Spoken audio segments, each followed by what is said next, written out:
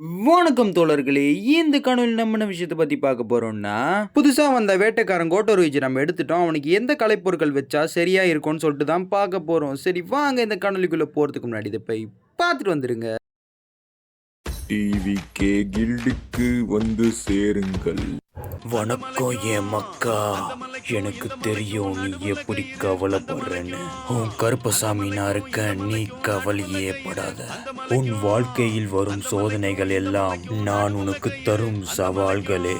நீ அதை கண்டு அஞ்ச வேண்டாம். நீ அதை எதிர்த்து போராடு. அப்போதான் உன் வாழ்க்கை உனக்கு ஏத்த மாதிரி வளையும். உன்கிட்ட யாருமே ஒழுங்கா பேச மாட்டாங்க, நீ கவலைப்படாத.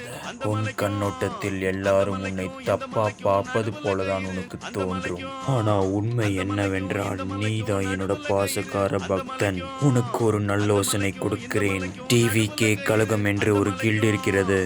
கொஞ்சம் கூட யோசிக்காமல் அந்த கில்டில் சேர்ந்து விடு. உன் கனவெல்லாம் நினைவாகும், புரிந்து கொள். இந்த இளம் வாலிபரை போல புத்திசாலித்தனமாக யோசியுங்கள். அப்போதான் உங்களுக்கு நடக்கும் நல்ல விஷயங்கள். உங்களுக்கு நம்ம கில்ல வந்து சேர விருப்பம் இருந்துச்சுன்னா மறக்காம நம்ம டெலிகிராம் குரூப்ல வந்து ஜாயின் பண்ணிக்கோங்க. இப்போ நம்ம ஜின்வு அம்போன் விட்டு வேட்டைக்காரங்க பக்கம் தாவுவோம். எனக்கு கோட்டோருவிஜி 3 தடவை கிடைச்சான்.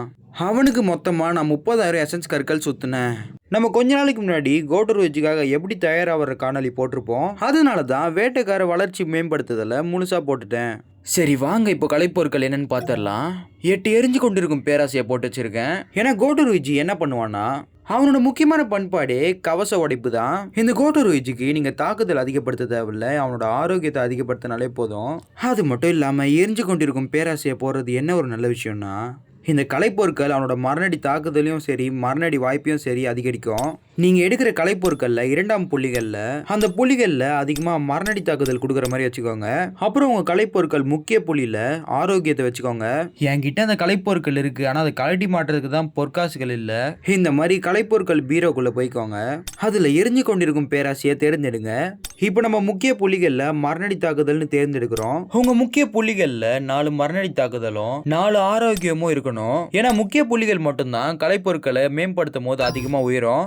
இப்போ உங்களுக்கு பார்த்தாலே தெரியும் என்னோட முக்கிய புள்ளியில் மரணடி தாக்குதல் இருக்குது. ஒருவேளை அந்த கலைப்பொருட்களை நான் மேம்படுத்தினேன்னா அதில் இருக்கிற முக்கிய புள்ளியான மரணடி தாக்குதலும் உயரும் அதிகமாக. கோட்டோருவிஜிக்கு முக்கியமாக தேவைப்படுற புள்ளிகள் என்னென்னா ஆரோக்கியம், மரணடி தாக்குதல், மரணடி வாய்ப்பு. இது 3 இருந்தாலே போதும் கோட்டோருவிஜியை மாஸ் காட்டிடலாம். அப்படியே ஒரு விஷயத்த மறந்துடாதீங்க, நீங்கள் கோட்டோருவிஜியை ஒரு தடவை எடுத்திருந்தா இன்னொரு தடவையும் எடுக்க பாருங்க.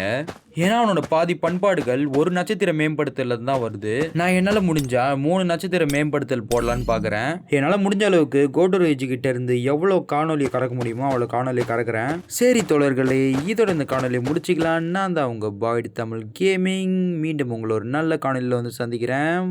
போயிட்டு வரேன்.